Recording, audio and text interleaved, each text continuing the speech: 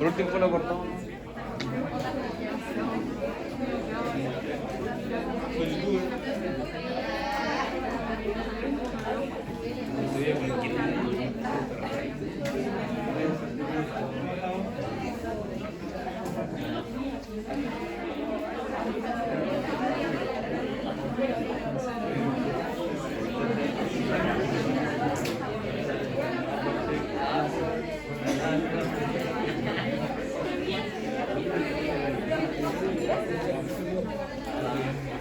Una cesta de chocolate de Oreo.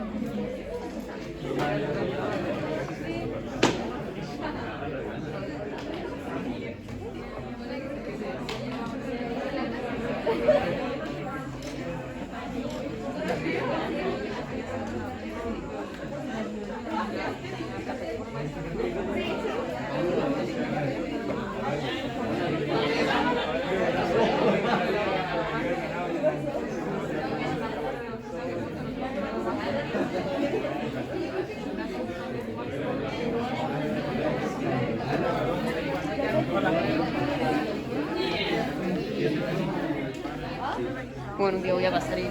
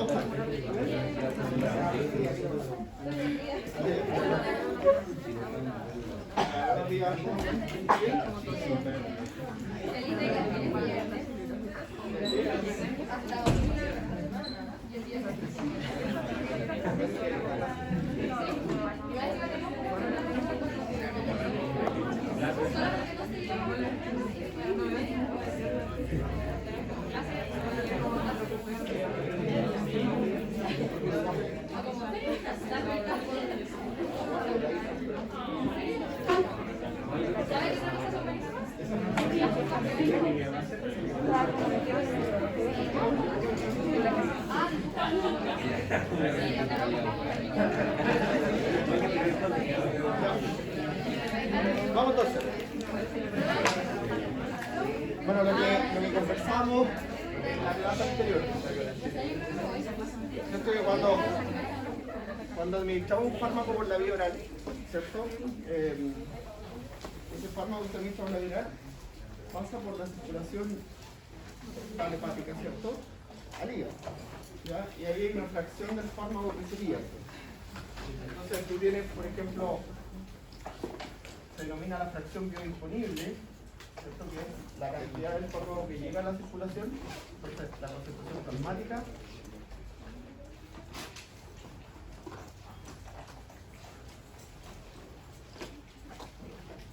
¿ya? Partido por la cantidad del fármaco administrado, la concentración administrada. También se puede hacer esto en que tú administras la concentración por la vía endovenosa, en los que se puede. Lo administras por la vía endovenosa y lo mides después. Y lo administras por la vía oral y lo mides después. Y hace una relación, ¿ya? Y esto te va a dar un valor que se multiplica por 100.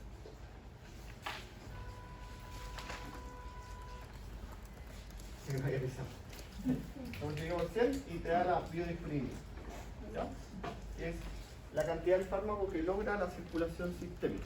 Ahora, como yo les he ido comentando, estos conceptos básicos son importantes de mirarlos, de aprenderlos y después como de aplicarlos a diferentes grupos farmacológicos donde sí son realmente importantes. ¿Ya? Donde sí es realmente importante el concepto de biodisponibilidad en los fármacos del sistema digestivo.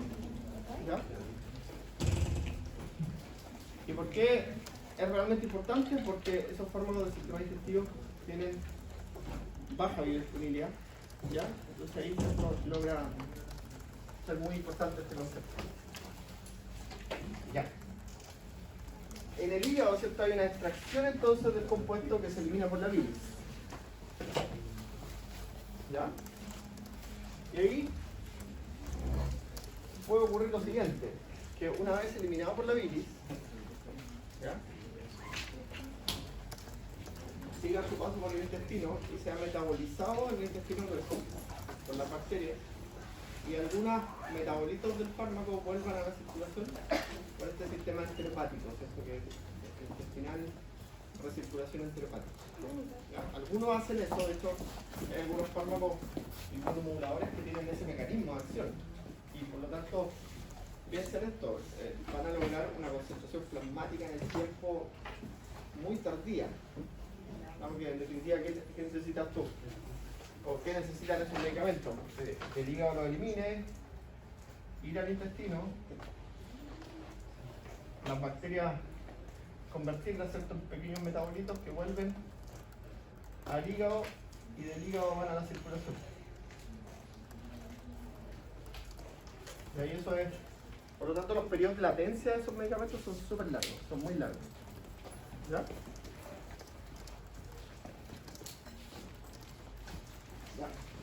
Ahora, lo que aparece acá, ¿cierto? Que son las glucoproteínas P o las proteínas de transporte que son súper importantes en el movimiento de moléculas.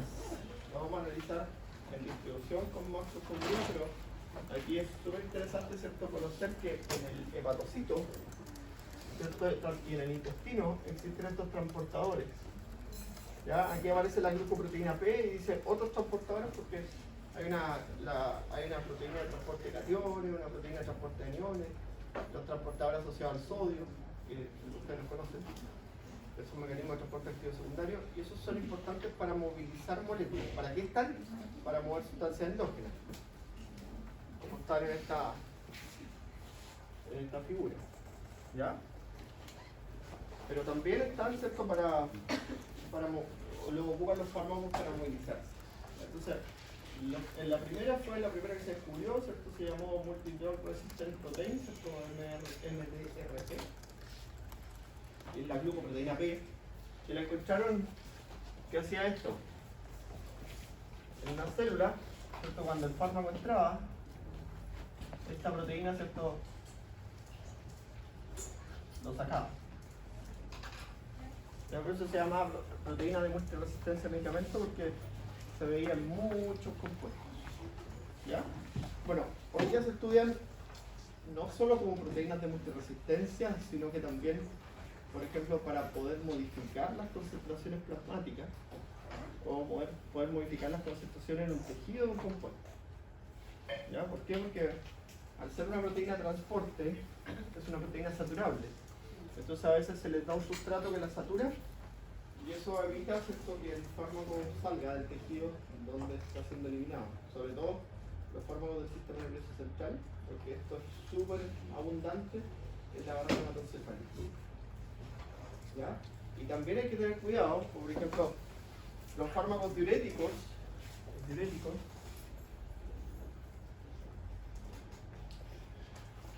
se secretan se eliminan en el riñón por secreción tubular activa. Hola, José. Hola. Se secretan en el riñón por secreción tubular activa. Y ese proceso, ¿cierto?, es que en las arterias peritubulares, ¿cierto? Los voy a recordar, que lo vimos, pero yo sé que la memoria es frágil. Aquí en las arterias peritubulares, ¿cierto?, hay proteínas de estas de transporte que movilizan fármacos Y en las células renales igual hay inmovilizan el fármaco para acá. ¿Ya? El sistema de secreción tubular activa, si ustedes se acuerdan, era un mecanismo del riñón.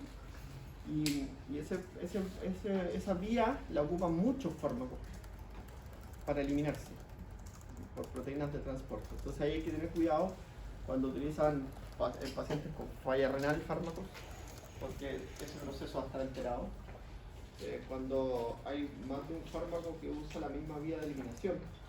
Por ejemplo, los diuréticos entre sí, todos ocupan ese mecanismo. Entonces se conjugan o no se conjugan entre sí el diurético, sino que se usa o furosemida o hidroclorothiazida o spironolactona. Y se cambian a veces, ¿cierto? Entonces, estas proteínas de transporte, como decía yo, cobran mucha importancia en estos procesos. Están presentes, ¿por qué? Porque como se muestra acá, ustedes no ven nada. Se utilizan, ¿cierto?, para transportar una serie de sustratos endógenos. ¿Ya? Y como les decía yo, la ocupan los fármacos para movilizarse. ¿Ya? ¿Lo ven? ¿Dónde salió? No, sí. Pero el partido. Yo no lo veía. No lo veía.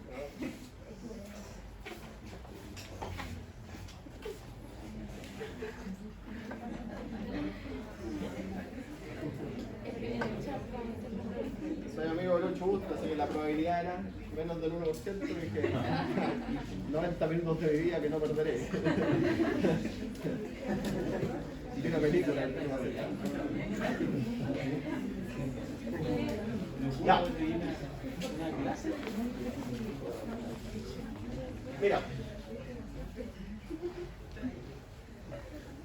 Ya, ánimo, chiquillos. Buen ánimo.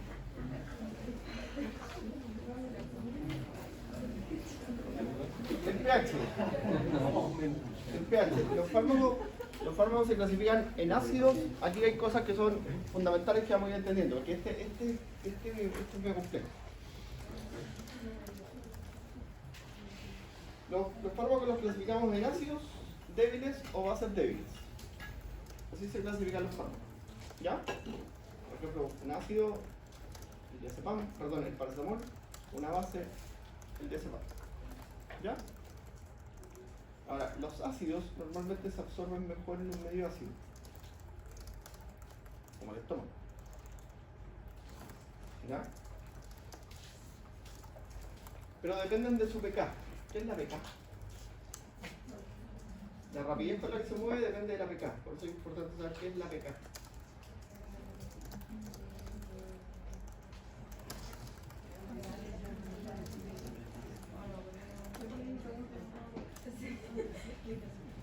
¿Quién sabe lo que es la pK? Lo que está ahí, porque ahí está la pK. Ya, la constante de disociación. Entonces, para un ácido a mayor pK,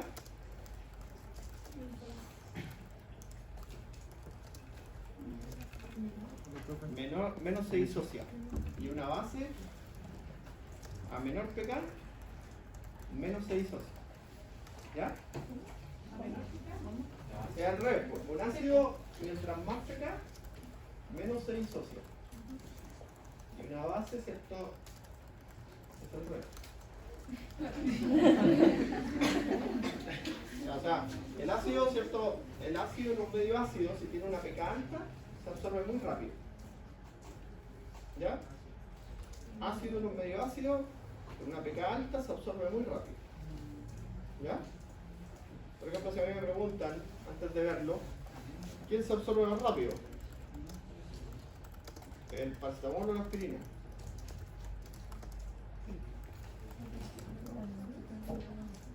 Vamos a mirar la pK, dos ácidos. Y la pK del paracetamol es 9 y la de la aspirina es 3 o 4, así. ¿Quién se absorbe más rápido?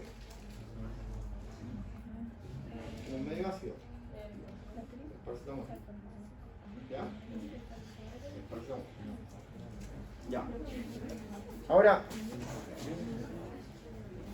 mira, por ejemplo, aquí tienen un compuesto, ¿cierto? Que tiene una pK de 4.4 en un pH de 7.4. ¿Ya? Entonces, Este compuesto va a tener, mira, dice influencia del pH en la distribución de un ácido débil. Es un ácido débil que tiene una pK de 4.4.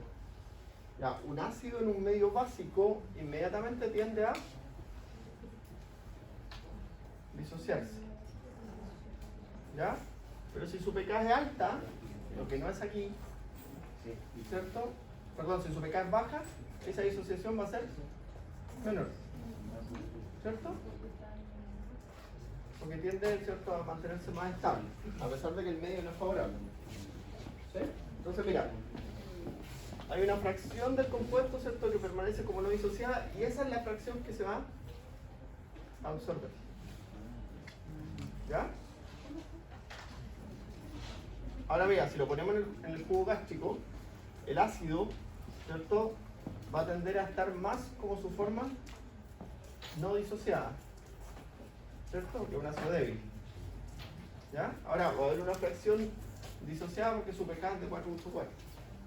No es una pK tan alta. ¿Ya? Bueno, esto tiene mucha aplicación para entender la rapidez con la que se absorben los fármacos en el intestino, en el estómago. ¿Ya? Porque el intestino tiene un pH básico y el estómago tiene un pH ácido. ¿Ya? Entonces, por ejemplo, las bases tienden a absorberse en el intestino y los ácidos tienden a absorberse en el estómago. Ya. Ahora, cuéntame. Entonces, si se disocia más, se absorbe menos. Se absorbe menos. Claro, porque si se disocia, quiere decir que el ácido entregó un protón y quedó cargado. Las moléculas con carga pasan difícilmente a través de la membrana. ¿Ya? Y si se disocia, y en el caso de las bases, aceptan protones. ¿Cierto? Ya. Mira, por ejemplo, ¿dónde es crítico esto? Tú tienes en otro tejido que no sea el estómago, y porque eso es más sencillo. ¿Ya? En los nervios periféricos nosotros tenemos canales de sodio sensibles a voltaje, ustedes los conocen eso. Y ese canal de sodio, el anestésico local, la lidocaína, la bupivacaína, la silocaína, todos los anestésicos locales, el mecanismo de acción que hacen es bloquear el canal de sodio. Pero no lo bloquean aquí, sino que lo bloquean aquí, en la compuerta de inactivación. Porque si no, no sería exitoso. Es decir, ustedes saben que un canal de sodio cerrado yo lo puedo estimular, pero un canal de sodio inactivo no lo puedo estimular. ¿Ya? Eso lo aprendimos. Entonces, el anestésico local tú lo aplicas aquí, ¿cierto? Está en esa misma forma.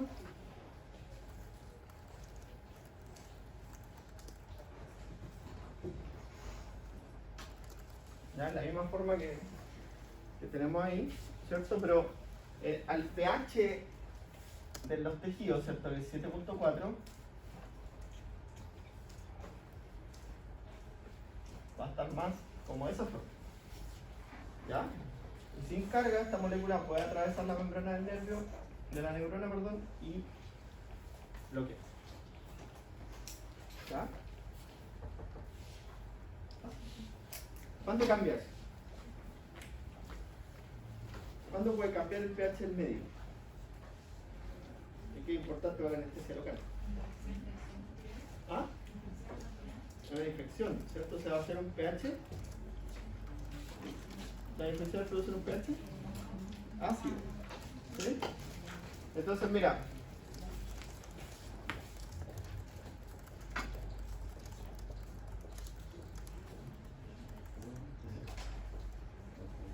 Entonces, va a entrar menos o simplemente no va a entrar. Y va a producir menos efecto anestésico. ¿Entiendes? Entonces, ahí tiene que buscar otra estrategia. Normalmente la estrategia es la que usan los dentistas, que hacen la anestesia transcurral. ¿Correcto? En el nacimiento del nervio periférico. ¿Ya? Y no la infiltrativa, sino que la troncular. ¿Ya? Entonces, de esa forma se bloquea el impulso eléctrico en el origen y se evita ciertos efectos. ¿Ya? Porque si no, no hace efecto y pucha, produce dolor. ¿Ya? Bueno. Miren. Entonces, la fracción ionizada y no ionizada está determinada entonces por la pK y por el pH. ¿Ya? Y hay que tener claridad que los fármacos son ácidos débiles o bases débiles y hay que saber esto. El pH del jugo gástrico, el pH del duodeno, el pH intestinal, del plasma, que va a ser el del intramuscular también, ¿cierto? Del fluido cerebroespinal, que tiende a ser un poquito menor, y también, ¿cierto? Si miramos, por ejemplo, la placenta y la leche materna, que tiene un pH también un poquito menor, entonces eso ahí lo que se produce, ¿cierto? Es un fenómeno que se llama trampa iónica. El fármaco pasa a la placenta, pero después le cuesta volver, porque como el pH es distinto, ¿cierto? Hay más fracción ionizada. Eso se llama trampa iónica. Entonces le cuesta volverlo. ¿Ya? Y hay que tener cuidado con algunos fármacos. Bueno, ahí cuando veamos en otras clases, no sé si en la de metabolismo, en la de reacción adversa, está la indicación, la tabla que se usa para determinar si el fármaco tiene riesgo o no durante la gestación. ¿Ya? Bueno, la orina, nosotros ya sabemos el pH de la orina puede cambiar, ¿cierto? Dependiendo, por ejemplo, si está en una acidosis o una alcalosis, ¿ya? Por lo tanto, pero también tú lo puedes modificar. Hay sustancias acidificantes de orina, ¿ya? Como el bicarbonato de sodio que inyecta endovenoso, y hay sustancias que son acidificantes de orina, alcalinizantes y acidificantes. Entonces, como el cloruro de amonio, tú puedes modificar el pH urinario y eso también te puede ayudar a eliminar fármacos. Por ejemplo, si ustedes tienen un paciente que tiene una intoxicación con un ácido, con un fármaco ácido, que ahí están todas las familias de los fármacos que actúan en el sistema nervioso central. Al alcalinizar la orina aceleran la eliminación del compuesto. Claro, si no, los fármacos que son altamente liposolubles en el riñón se reabsorben. ¿Ya? La mayoría de los fármacos que actúan en el sistema nervioso central son liposolubles porque tienen que traspasar la barrera hematoencefálica.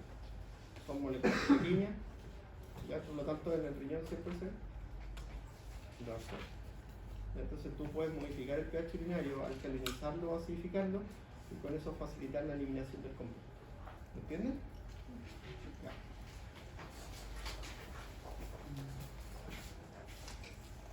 Eso lo explica mucho todo, ¿cierto? Este gráfico. Entonces ahí tenemos un ácido, ¿cierto? A mayor pK, mayor porcentaje de absorción. Y una base a menor pK, mayor porcentaje de absorción. Pero siempre ácidos en medio ácido y bases en medio básico. Entonces, ¿cómo hacemos para que los fármacos pasen por el estómago sin sufrir ningún daño? Las bases, porque por ejemplo los analgésicos, el ibuprofeno, el ketorofeno, el diclofenaco, son bases. ¿Cómo hacen para pasar por el estómago? Están recubiertos, ¿cierto? Muy bien. ¿Tuvieron el taller con el doctor? ¿Sí? Están recubiertos. ¿Ya? Están recubiertos. Bueno, mira, acá tenemos, por ejemplo, distintos ácidos débiles. ¿Ya? Y ahí están. Mira. Un ácido débil en un medio ácido, mayor cantidad de formas no ionizadas. Un ácido débil en un medio básico, mayor cantidad de formas ionizadas. Eso, ahí ya tiene más claro. Y con estos ejemplos vamos a terminar esta idea. Un ácido débil, ¿cierto? Si miramos su pK, por ejemplo aquí, el paracetamol, pK de 9,5, se absorbe mucho más rápido que la aspirina, que el acetil salicílico. ¿Ya? Los ácidos salicílicos son un grupo hoy día de fármacos que se usan como inmunomoduladores, donde está la sulfasalacina que se usa para el cáncer y para la artritis reumatoide. Ahí tienen, por ejemplo, algunos otros compuestos que la teofilina, por ejemplo, la fenitoína, que tienen un elevado pK también, que tienen muy buena absorción gástrica. ¿Ya? Si miramos las bases, ¿cierto? Hay una serie de medicamentos, pero podemos destacar, por ejemplo, el diazepam, que tiene una pK baja. ¿Ya? lo veo bien, tengo que mirar para conocer más lejos. La morfina, ¿cierto? La morfina tiene presentación oral, sí. La morfina tiene presentación inyectable. Tiene una pKa de 7.9 y una base, por eso la morfina también se puede utilizar como en conjunto con los anestésicos locales. Ya, eso también es otro efecto que es muy bueno, ya, porque tú puedes mezclar fármacos a veces y se sinergizan. Cuando damos farmacodinámica vamos a ver que significa que se sinergizan, se potencian los dos. ¿Ya? ¿Qué otra cosa puede influir en la absorción de medicamentos? Los nutrientes. ¿Ya? Ahí está más estos son nuevos, como tengo más que decir. ¿Ya? Vamos a bajar y que quedan peor. Ya, muchos nutrientes, ¿cierto? Pueden afectar en. Aquí esta tabla es general nomás, es decir, en esta tablita decimos, o este dibujo, ¿cierto? Decimos que los alimentos ricos en sal afectan al líquido y los antihipertensivos. ¿Ya? ¿Cómo lo hacen? Lo vamos a ver en la siguiente tabla. ¿Ya? Pero tener como conciencia, es como una imagen visual, la saqué hecho un blog. Y está respaldado por la fuente de la FDA. Es como una imagen visual que te permite decir, oye, mira, los alimentos ricos en vitamina K, como las verduras de hoja ancha y verde, ¿cierto? Los alimentos ricos en omega 3, como la palta, pueden afectar, ¿cierto? Las terapias con anticoagulantes, como la warfarina o el acenocumarol. Las terapias, ¿cierto? Bueno, el Viagra, el Cialis y el sildenafil, todos los medicamentos, ¿cierto? Que se utilizan para disfunción eréctil, o el indinavir, ¿cierto? Que son antirretrovirales, estos pueden verse afectados por el consumo de alimentos grasos. ¿Ya? Podemos ver cómo. ¿Ya? Bueno, el regaliz, ¿saben lo que es el regaliz? Es un arbusto, el tronquito se utiliza para hacer las gomitas. ¿Le gusta la gomita? Las gomitas, los gusanitos que venden. Ya, esos compuestos que antes se usaban para hacer unos dulces que eran antiguos, que los envolvían en papel, no sé si lo han visto alguna vez, yo creo que ya no. Bueno, eso comíamos cuando éramos chicos. Y el regaliz afecta, bueno, si uno consume en exceso, y hoy día se ha ido como eliminando, si lo consume en exceso te puede dar taquicardia. En exceso por 2 semanas de forma sostenida, 2 a 3 semanas te puede dar una taquicardia. Una taquicardia sostenida, supraventricular por lo menos. ¿Ya? Y afecta, por lo tanto, ¿cierto?, la acción de la dioxina. La dioxina es un inotropo positivo, se utiliza para la insuficiencia cardíaca. La pironartrona, que es un diurético, y los corticosteroides. ¿Ya? Tienden a potenciar el efecto ritmogénico que tienen. ¿Ya? ¿Qué hay que tener cuidado con eso? Alimentos ricos en tiramina, creo que una vez vimos un caso clínico en fisiología. El chocolate, el queso, el vino tinto, tiene tiramina, y esos tienden a interactuar con fármacos. ¿Ya? Ahí aparece, ¿cierto?, el linesolid, y son algunos compuestos, pero la más importante interacción que tiene esto con los IMAO, con los fármacos inhibidores de la monoaminoxidasa, que son un grupo antiguo antidepresivo que todavía se usa, donde está la amitriptilina. ¿Por qué se usa? Porque se ha descubierto, ¿cierto?, que un grupo de esos fármacos tiene un efecto sobre el dolor crónico, el dolor residual. El dolor residual, a veces hay gente que, no sé, tuvo una lesión o tuvo un trauma y los traumatólogos, ¿cierto?, resuelven el problema a través de la cirugía, pero el paciente sigue teniendo dolor. Entonces se hacen tratamientos con amitriptilina, y son IMAO, ¿ya? La imipramina igual.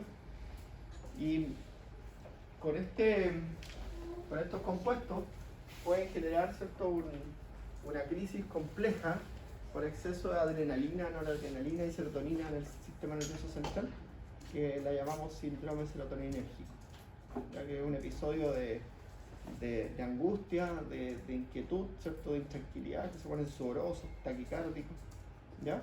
Son similares a las crisis de pánico, pero es sostenido en el tiempo, ¿ya? Con hiperventilación, es bien complejo, ¿ya? Y el quesito con el chocolatito y el vinito, la mezcla es rica, ¿sabes? ¿Ya?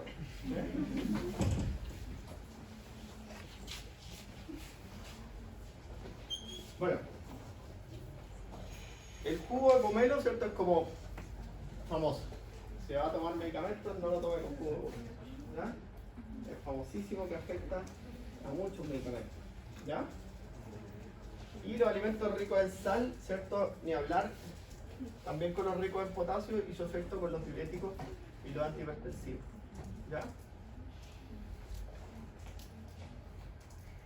Y ahí vamos, lo del calcio lo vamos a ver un ratito más. Porque está. Mira, esa es una tabla que no quiero que se la aprendan, sino que la tengan, ¿cierto? Porque de alguna forma les puede servir para orientarse, ¿cierto? Ahí sale el alimento, el fármaco. O sea, la miran después, ¿cierto? Con más calma en su casa. Yo se les voy a dar esta presentación, ¿ya?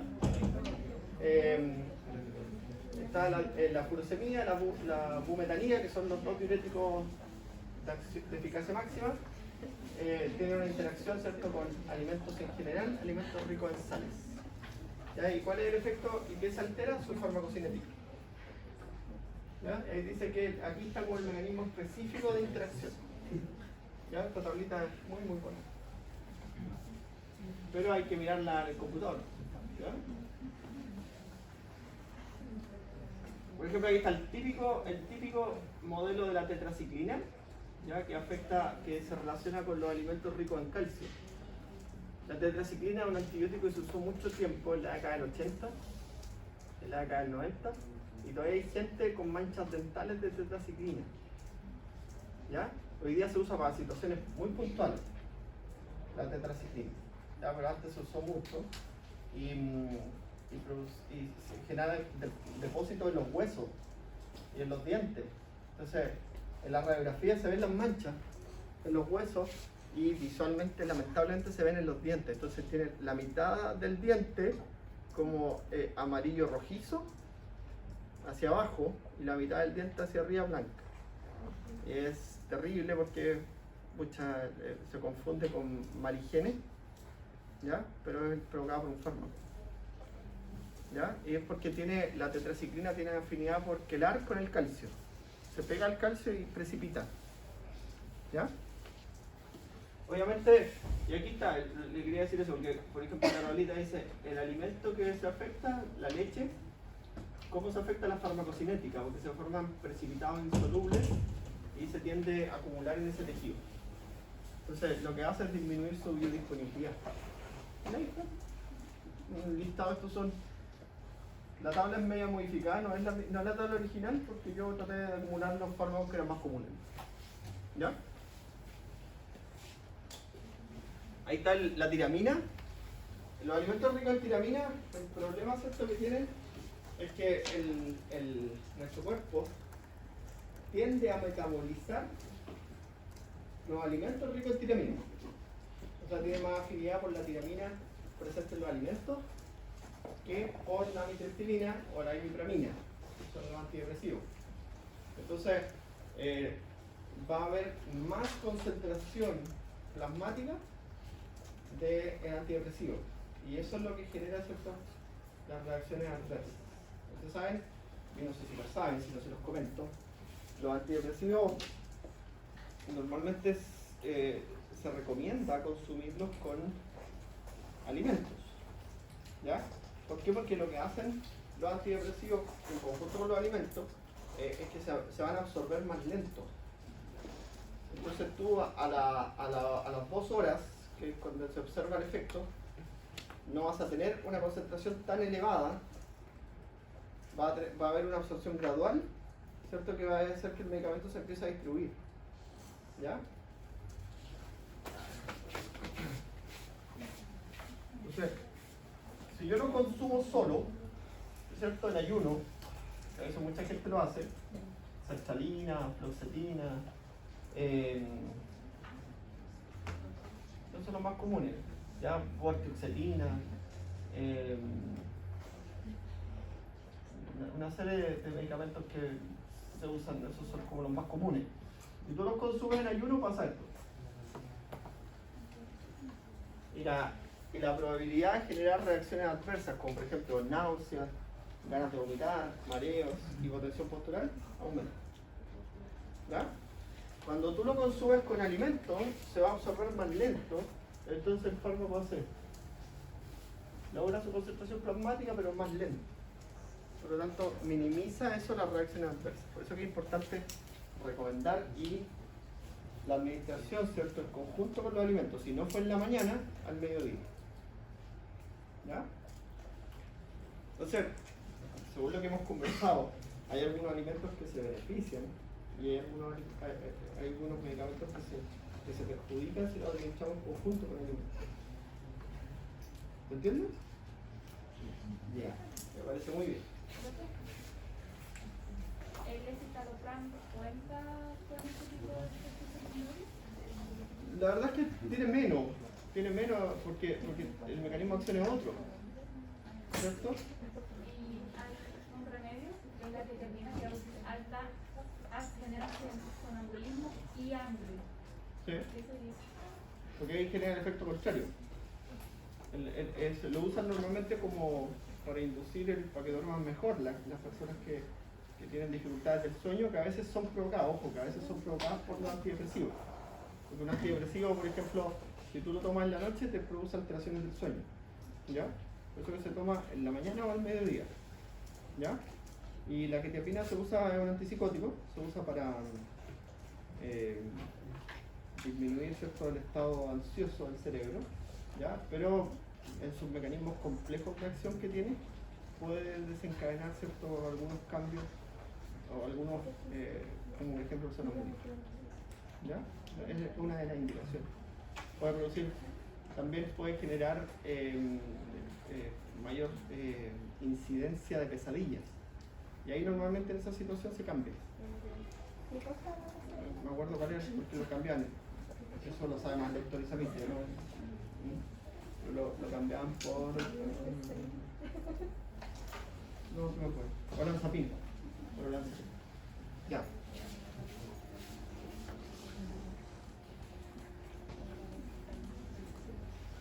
Bueno, ahí está, por ejemplo, el contenido de tiramina y histamina de algunos alimentos.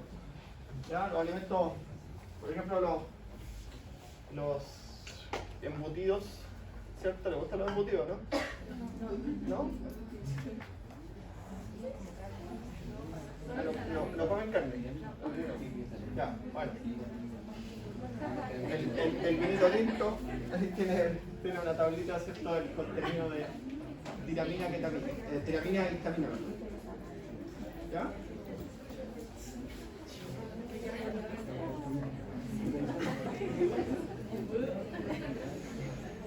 Bueno, aquí está, por ejemplo, una cosa muy sencilla.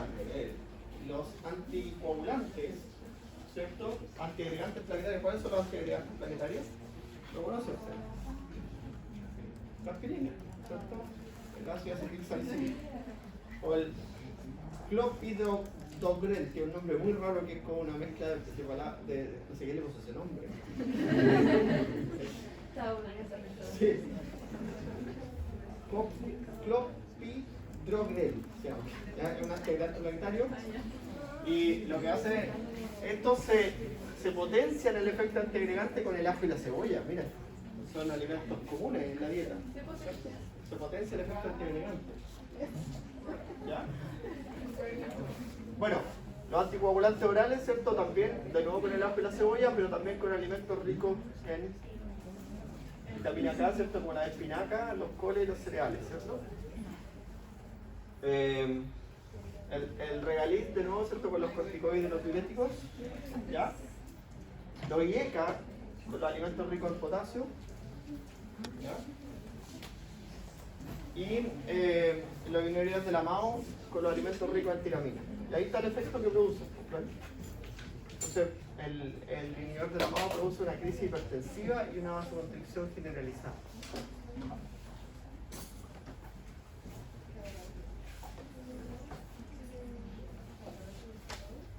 Mira, aquí ven esta otra cosa, se afecta al nutriente. El fármaco afecta al nutriente. Entonces, el omeprazol afecta la absorción de la vitamina B12. ¿Ya? Omeprazol, fármaco también súper común. Los laxantes en base a aceites, ¿cierto? Como son laxantes, por ejemplo, la lactulosa, ¿sí? Esos laxantes que son súper comunes de usar, afectan la absorción de las vitaminas A, D, K y los carotenos, que son antioxidantes. Los antiácidos, que son súper comunes. Hoy día yo me sorprendí un día en el supermercado, el día de antiácidos masticables. La gente los tiene en la cocina. ¿Ya?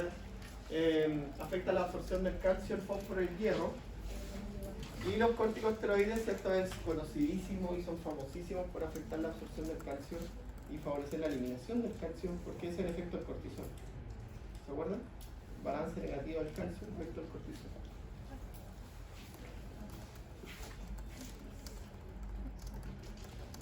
Ya, aquí se afectan ambos porque en definitiva se disminuye la absorción. Si bien están las tetraciclinas que tienden a depositarse en los huesos, ¿cierto? También está el ciprofloxacino que disminuye su absorción cuando se administra con lácteos. ¿Ya? Cuidado con eso, va a disminuir la absorción del fármaco. ¿Ya? El ciprofloxacino es un medicamento ampliamente utilizado, ¿sí? Es como lo primero que ocupan en las infecciones del tracto urinario, ¿ya? Porque tiene esa particularidad que se elimina de forma intacta por el riñón, por lo tanto tiene efectos en las infecciones del tracto urinario. ¿Ya?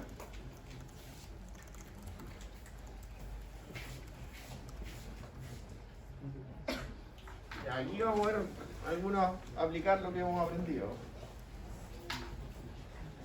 ¿Cuál fármaco tiene mayor biodisponibilidad? El P, Q, R, S o T. Si nosotros consideramos que un rato luego medimos la concentración luego de haber sido administrado oral, esta es la concentración, ¿cierto?, en miligramos que vamos a encontrar en la sangre después de su administración oral, y esta es la concentración que vamos a encontrar en sangre después de su administración endovenosa. Obviamente, endovenosa la biodisponibilidad, ¿cuánto es? 100%, ¿cierto? Y aquí es variable. Ya, ¿cuál es el medicamento que tiene la mayor biodisponibilidad? El S, ¿cierto? ¿Cómo lo hicieron? Dividen 100 en 120. Eso da 80%. ¿Ya? Si divido 50 en 600, eso me da como... Hagan el ejercicio. Mira. 50 dividido en 600. Es como un 8%. Es como 0,08. ¿Sí? Y si dividimos 100 en 120 es 0,8, 80%. ¿Todos lo entendieron? Aquí es importante. ¿Todos lo entendieron? Pasamos al siguiente.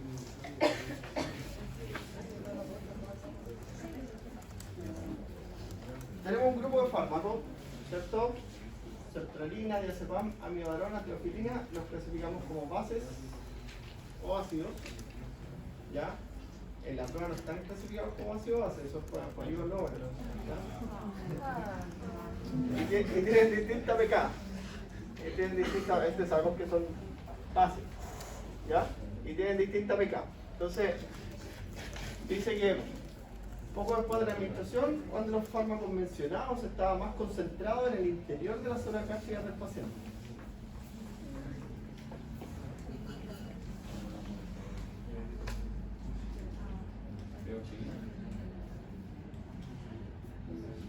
En la zona gástrica se absorben, ¿cierto?, los fármacos ácidos.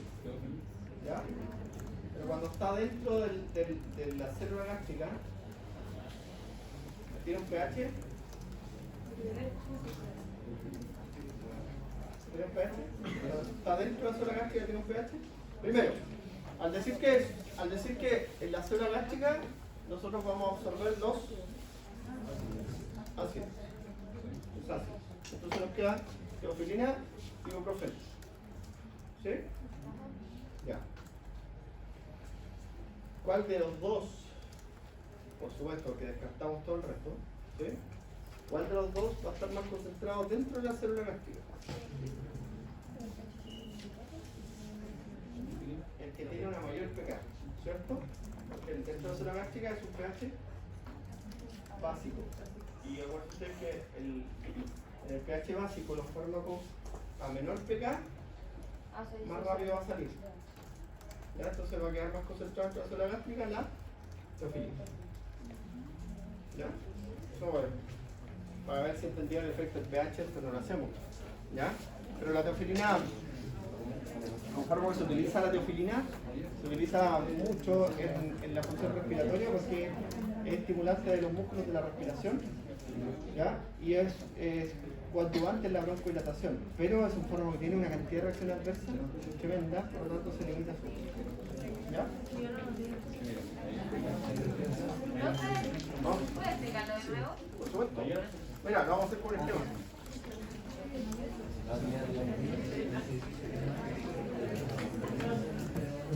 Entonces, mira.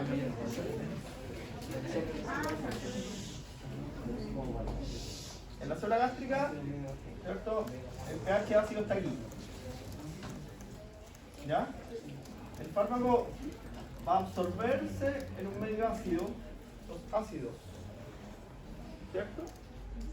Por lo tanto, estos se pueden absorber, pero van a estar menos concentrados al tiro. ¿Cierto? Van a estar menos concentrados al tiro porque van a tener más fracción disociada en este medio. ¿Ya? Ahora, cuando están adentro, el pH de la célula gástrica es de 7.4. Entonces es un medio básico. ¿Quién va a salir más rápido? El que tiene una menor pK. ¿Quién va a salir más lento? El que tiene mayor pK. Porque las condiciones del ácido, ¿cierto? Es que se absorbe más rápido el que tiene más pK. Y la condición de la base se absorbe más rápido el que tiene menor pK. No sé, pero aquí el ibuprofeno tiene menor pH. Él sale más rápido. Sí, pues, pero la pregunta es ¿cuál está más concentrado dentro de la célula gástrica? Ya. ¿Ves? Eso. ¿Lo entendió? Ya. Esta es un poco más compleja. Ahí necesito su ayuda. Los químicos. ¿Quiénes son los químicos aquí? Ya yo no sabía un químico bueno. Que lo explico esto. Si no lo entienden, se lo voy a dar tarea. Porque si alguien lo puede resolver. Entonces dice un hombre de 34 años que se le ha diagnosticado recientemente una epilepsia grave.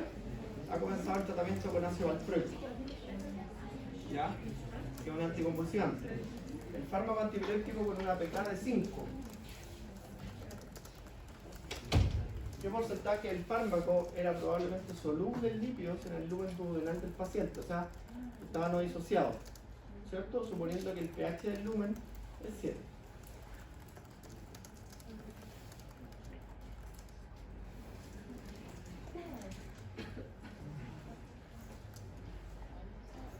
No, voy a hacer aplicando la fórmula, ¿ya? La fórmula para ácidos, que está más atrás, ¿ya? Pero también lo puede hacer, ahí está aplicando la fórmula, está calculando, ¿no? Ya. Pero también lo puede hacer por lógica. Lo puede hacer por lógica. Ya, pues vamos. Uy, tú siempre no. Está apagado.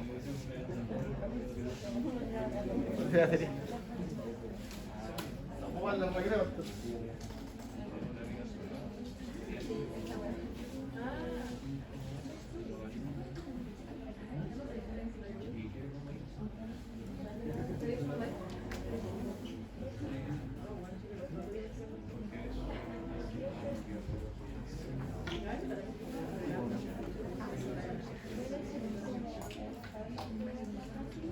¿Ya?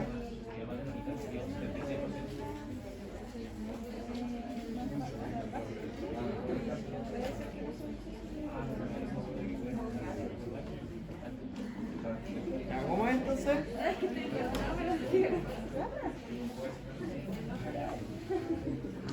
Claro,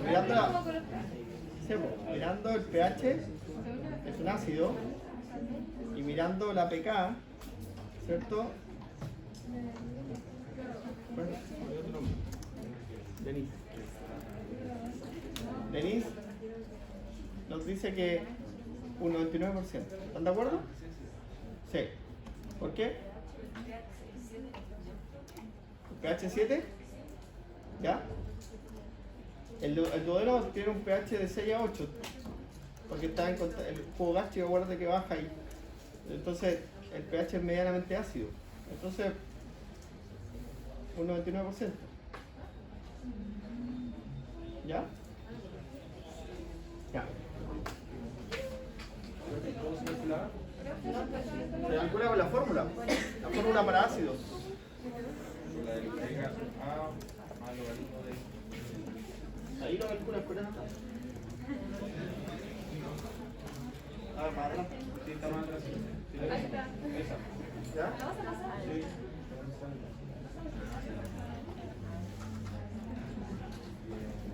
Pero de las que salen en esa diapositiva, profesor, ¿con cuál se calcula? Con la... La de ácido. Pero, profe, ¿cómo se la concentración de la base? ¿Ah? ¿Cómo se la concentración? O sea, para calcular la polidactata. La fracción no ionizada, la fracción ionizada. Ah, con eso. Con eso. Ya. Pero igual, ¿cómo se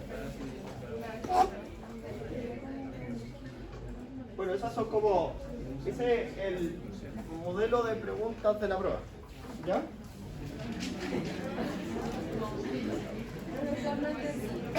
Ustedes saben que no le iba a preguntar dónde se absorbe mejor un ácido, ¿cierto?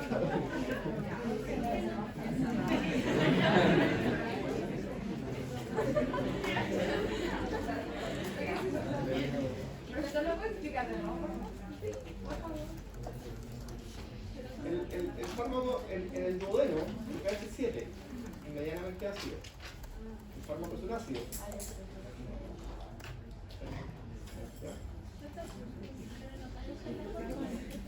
¿Cómo? No, eso se lo dejo a usted. No hay... Ya. Oye,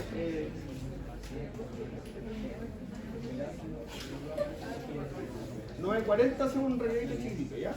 Pero chiquitito seguro que ustedes se me van. ¿Ya? 9:40, 10 minutos y seguimos. ¿Ya? Ya, la distribución. Cuando en la distribución, ¿cierto? El fármaco ya está en la sangre, luego de ser absorbido, y entra en un proceso que es dinámico. Porque si está en la circulación, ¿cierto? Quiere decir que puede estar en la sangre misma, y ahí tenemos dos posibilidades, unido a proteínas o libre. ¿Ya? La fracción unida a proteínas es farmacológicamente inactiva. Se considera una fracción de reserva. ¿Ya? Y acuérdense ustedes que la farmacocinética es un modelo predictivo. ¿Ya? Por lo tanto,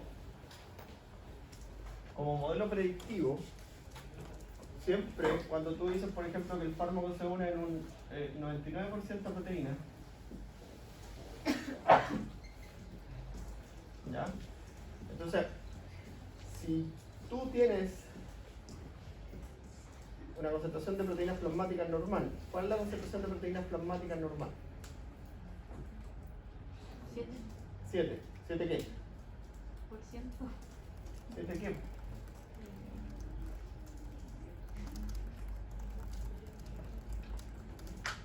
¿Gramos por decilitro? 7 gramos por cierto, ¿cierto? 7 gramos por decilitro. ¿Ya? Y la albúmina es la proteína plasmática más abundante, ¿cierto? Que representa el 50%. Entonces, albúmina 3,5, ¿cierto? Después viene la glucoproteína ácido alfa, que representa entre un 10 y un 12%, y de ahí todas las otras tienen porcentajes chiquititos. Las proteínas de transporte de hormonas tiroideas como la tiroglobulina, la proteína de transporte de corticosteroides, los anticuerpos, las proteínas del complemento, las proteínas de la coagulación, bla bla bla bla bla bla. ¿Ya? Y a todas esas proteínas tienden a unirse los medicamentos, que se unen en un gran porcentaje, porque los que se unen menos del 50% de proteínas plasmáticas es un grupo chiquitito. ¿Ya? Del 50% para arriba está la mayoría. Entonces, en este modelo predictivo, ¿qué pasa si ustedes tienen esta situación? De la fracción libre y la fracción unida proteína. ¿Qué va a pasar con esas dos fracciones? ¿Va a aumentar la fracción libre? ¿Y qué puede ocurrir? Puede haber más fármaco disponible para generar efecto, pero también va a haber más fármaco disponible para generar reacción adversa, y también va a haber más fármaco disponible para ser metabolizado, y también va a haber más fármaco disponible para ser eliminado.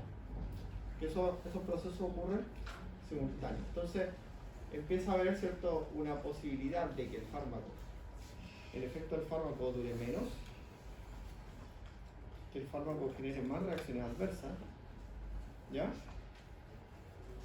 Y esas dos posibilidades, ¿cierto?, a veces pueden ser muy complejas, ¿ya? Ustedes van a tener pacientes muchas veces que los tienen en una situación de nutrición parenteral para que aumenten sus proteínas plasmáticas y los puedan someter a una cirugía. Porque los fármacos más complejos en los que puede ocurrir esto son los anestésicos generales inyectados. ¿Ya?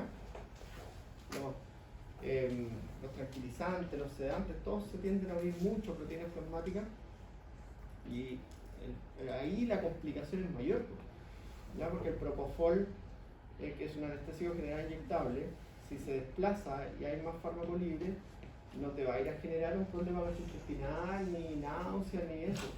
Te va a producir un paro respiratorio. Por lo tanto, ¿cierto?, es una situación grave. ¿Ya? Bueno.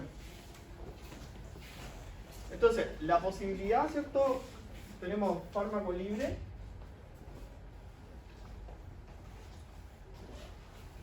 Y fármaco unido a proteínas plasmáticas.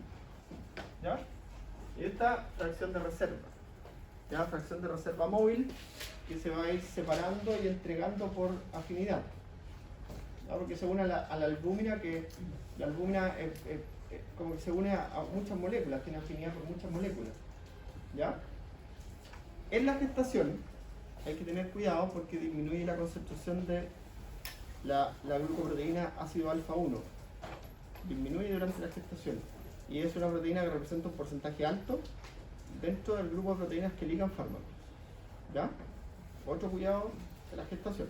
¿Ya? Pero nosotros por suerte tenemos una clase que es de administración de fármacos en situaciones especiales, y ahí está la gestación. ¿Ya? Así que vamos a ver. Ya. Pueden unirse a eritrocitos, a células sanguíneas o transportarse libre. ¿Ya?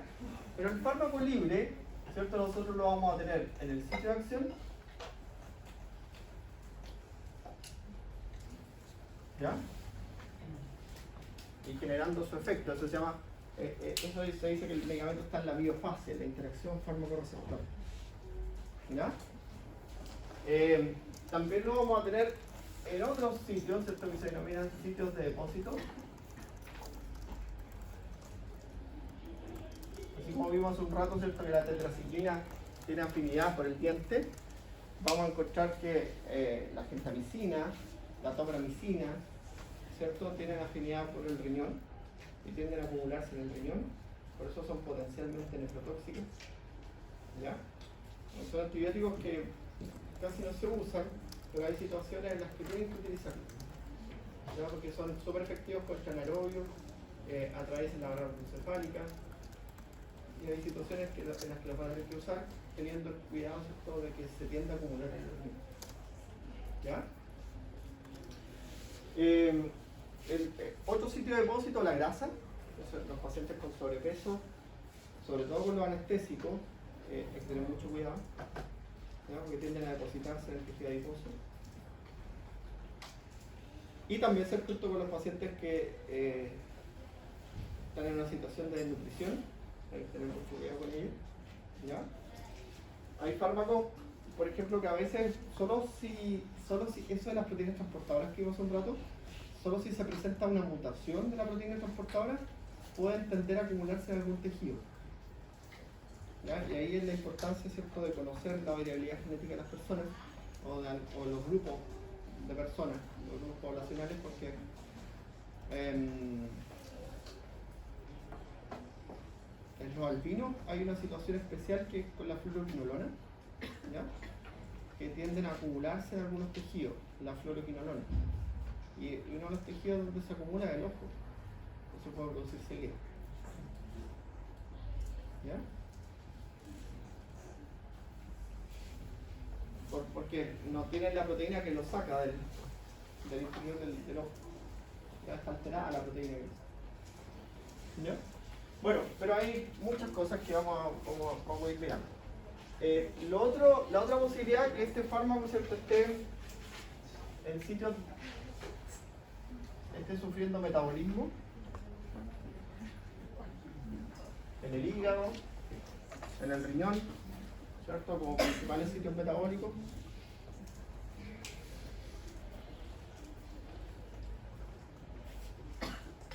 Y la otra posibilidad, por supuesto, es que el fármaco esté siendo excretado. Y aquí tenemos que hacer una conexión entre esto, ¿cierto? Que el metabolismo hepático, por ejemplo, elimina los fármacos por la bilis, y el metabolismo, muchas veces el objetivo central del metabolismo es transformar el fármaco en una sustancia hidrosoluble para que sea más fácilmente eliminado. ¿Ya?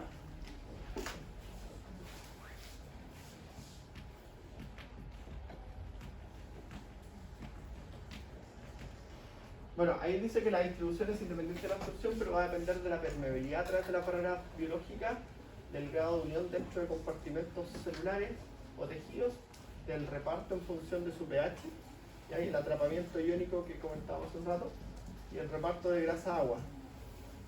¿Ya? Bueno, la unidad de proteína, ustedes la ven ahí, hay una gráfica, ¿cierto?, que es muy variable. Ya va desde fármacos que se unen cero a proteínas como el atenolol y el litio, ¿ya?, versus otros que se unen mucho a proteínas plasmáticas como el flurbiprofeno, ¿ya? Flurbiprofeno. Nombre raro.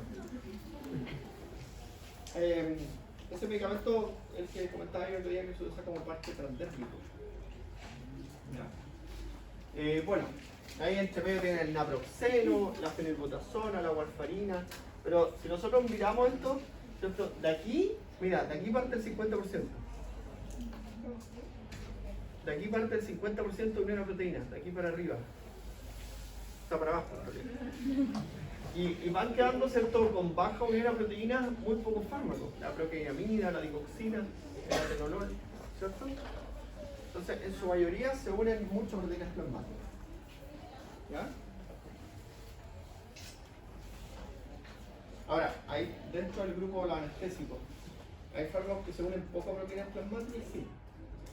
Y te dan la alternativa, pero tienen sus complicaciones. ¿Ya? Tienen sus complicaciones.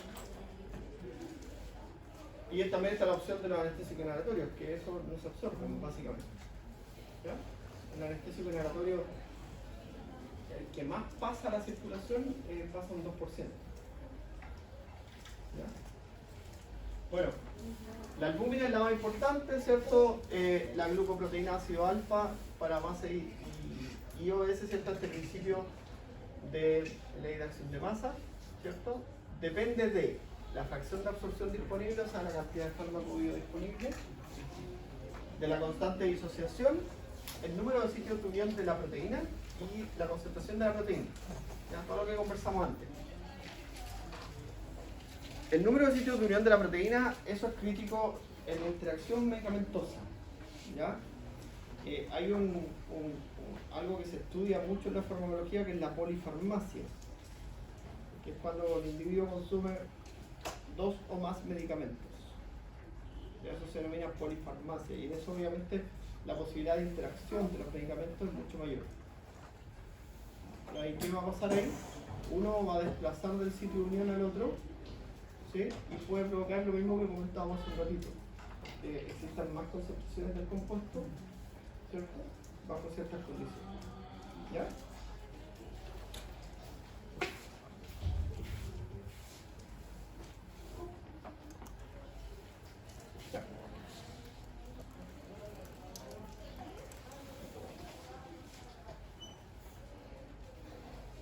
ya dijimos esto.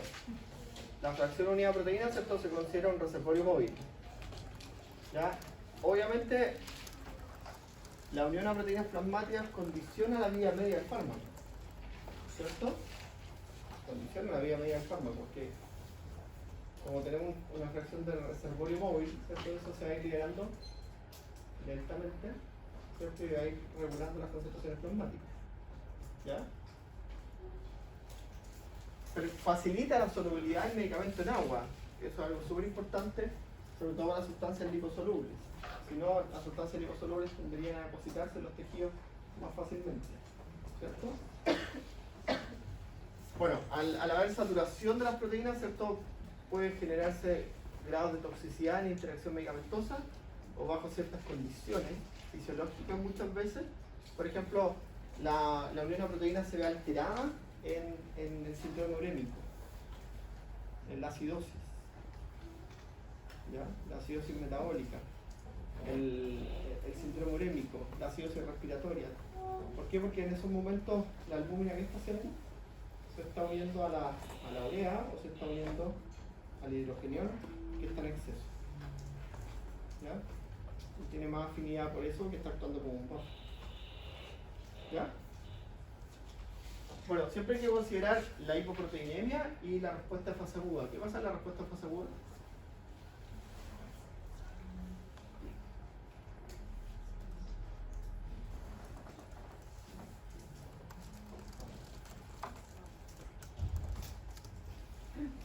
¿Qué se hace en la respuesta de fase aguda? ¿Qué ocurre?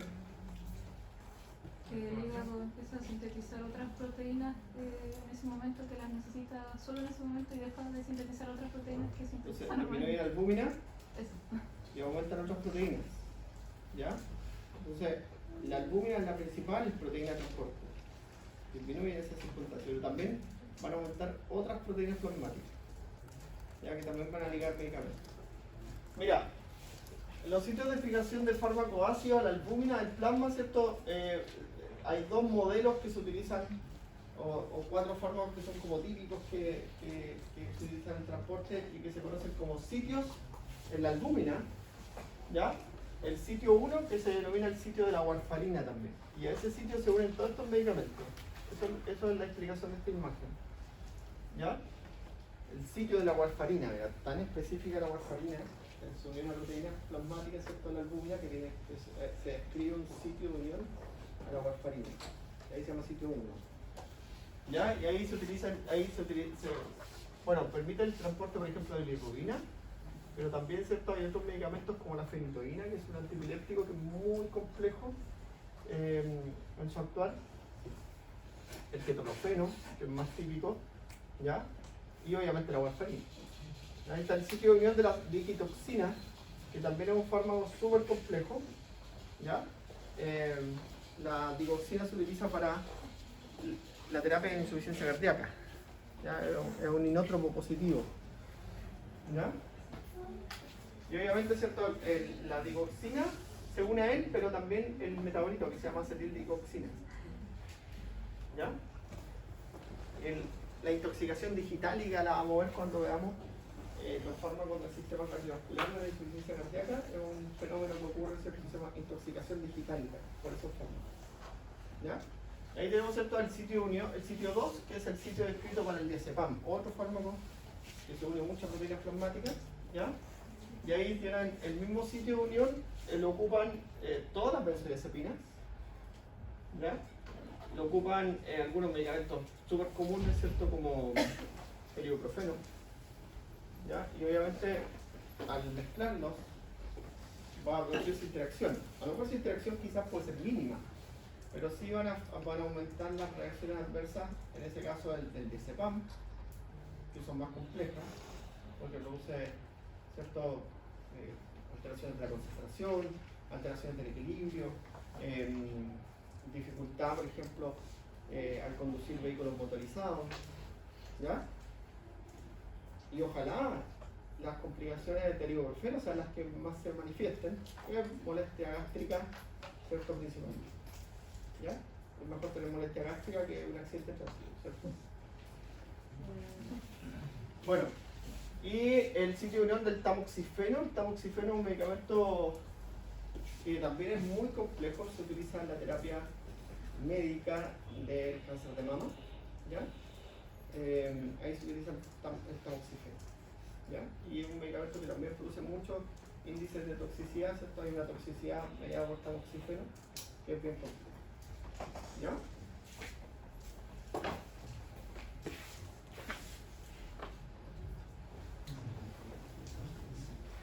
Ya, hagamos una pausita, ¿ya? Ya, pero 10 minutos no, así que ya, 15 minutos tienen, mira. A las 9:50, aquí, todos.